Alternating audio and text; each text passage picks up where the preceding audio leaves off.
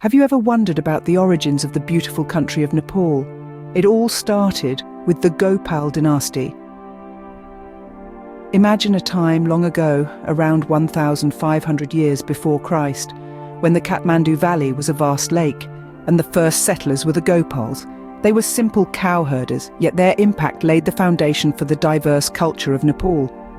The Gopal dynasty, named after their primary occupation of cowherding, or Gopala in Sanskrit, was the first recorded dynasty in the history of Nepal. Although details about the Gopals are scarce, we know that they were responsible for the early establishment of society in Nepal. These early settlers, believed to be of Indian origin, introduced the basics of farming and animal husbandry to the region. It was during their reign that the Kathmandu Valley started transforming from a lake into a hub of agriculture. The Gopals were not just cowherders, they were also devout worshippers of Lord Krishna, a major deity in Hinduism, who is often depicted as a divine cowherder. This religious inclination of the Gopals contributed to the early introduction of Hinduism, which still remains a major religion in Nepal today. The Gopal dynasty ruled for approximately 500 years, and during this time they established the basics of a structured society. They formed the rudiments of a functioning economy and laid the groundwork for the unique blend of Hindu and Buddhist cultures that continues to shape Nepal's identity. Although the Gopal dynasty was eventually succeeded by the Mahispal dynasty, their legacy lived on. The Gopals, with their simple cow-herding lifestyle, set the stage for what would become a rich and diverse culture, merging various ethnicities, languages and religions. This amalgamation of cultures is what makes Nepal the vibrant and colourful nation that it is today. Thus, the Gopal dynasty set the stage for the rich tapestry of Nepal's history. Following the Gopals, the Mahispal and Kirat dynasties reigned, but it was the Licchavis who made a significant mark.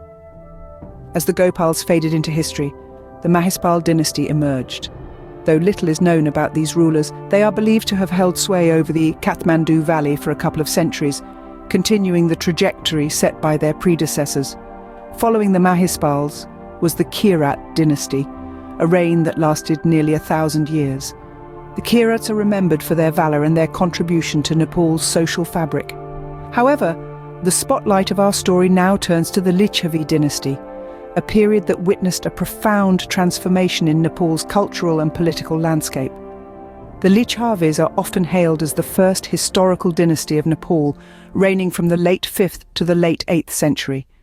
They made a significant mark by introducing written scripts and establishing many temples, some of which stand to this very day.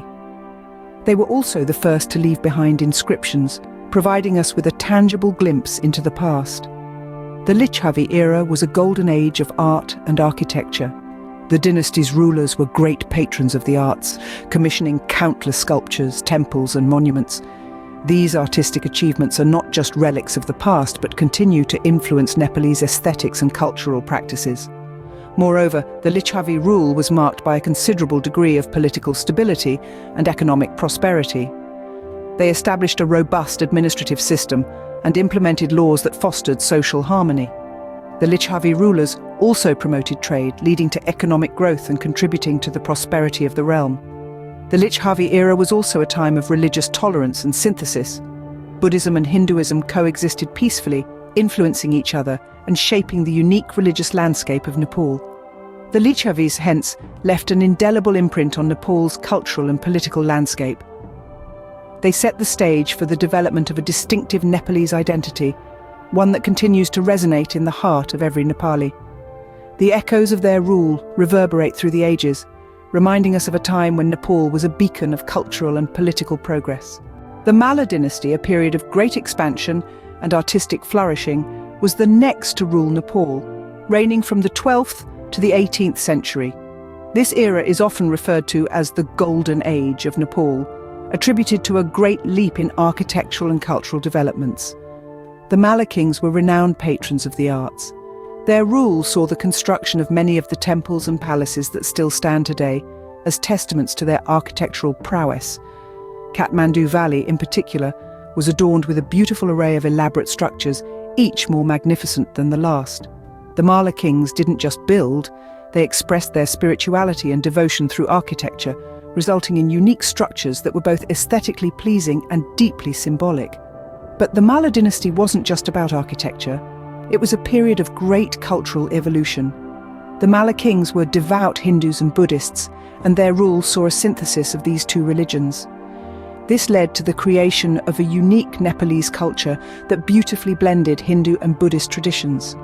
From festivals to literature, and even to the everyday life of the people, the influence of the Malla kings was profound and far-reaching. However, the Malla era was not without its challenges. The later part of the Malla dynasty saw the kingdom of Nepal divided into many smaller kingdoms, each ruled by a different Malla king.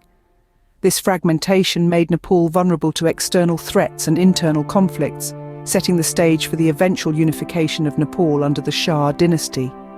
So, the Malla era was a time of both growth and fragmentation in Nepal's history.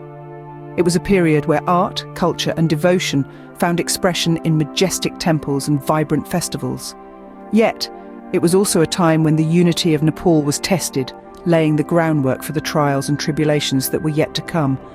The Shah and Rana dynasties brought unification and strict control to Nepal. The reign of the Shahs and the Ranas is a tale of power, control and transformation. Let's dive into this riveting chapter of Nepalese history. The seed of the Shah dynasty was sown by the ambitious Prithvi Narayan Shah. Born into the tiny kingdom of Gorkha, his vision was larger than life. He dreamed of a unified Nepal, a dream he chased until it became a reality. After years of strategic alliances and fierce battles, Prithvi Narayan Shah finally managed to unite the fragmented kingdoms of Nepal in the mid-18th century. His reign marked the dawn of the Shah dynasty and the birth of modern Nepal. But the Shahs were not the only power players in this historical saga. The Rana dynasty soon emerged as a force to be reckoned with. In the mid-19th century, a power shift occurred when Jung Bahadur Rana seized control and established a hereditary line of prime ministers. This period, known as the Rana rule, lasted for over 100 years. The Ranas were known for their strict control and exclusion of the Shahs from state affairs. They introduced many reforms, bringing Western influence to the country and shaping Nepalese society and politics. However, the Rana rule was not without controversy.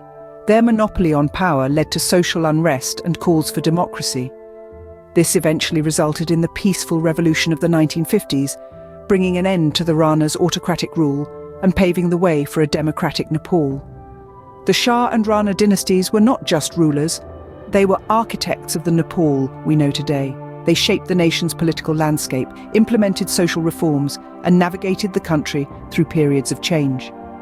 Their reigns, while marked by power struggles and controversies, also brought about unification and transformation. The Shah and Rana dynasties, thus, shaped the Nepal we know today. The fight for democracy in Nepal has been a long and arduous journey, marked by people's relentless pursuit of freedom and equality. The transition from a monarchy to a republic was not a walk in the park. It was a struggle, a fight, and a sacrifice of many brave souls. But the Nepalese people, known for their resilience and spirit, never backed down. They held on to their vision of a democratic Nepal and fought for it, undeterred by the challenges they faced. Today, modern Nepal stands as a symbol of that hard-earned victory. It's a young democracy, still learning, still growing, but making significant strides nonetheless. It's a nation that is continuously working towards better governance, improved human rights, and enhanced social development. From the Gopal dynasty to the democratic age, the history of Nepal is a testament to the resilience and spirit of its people.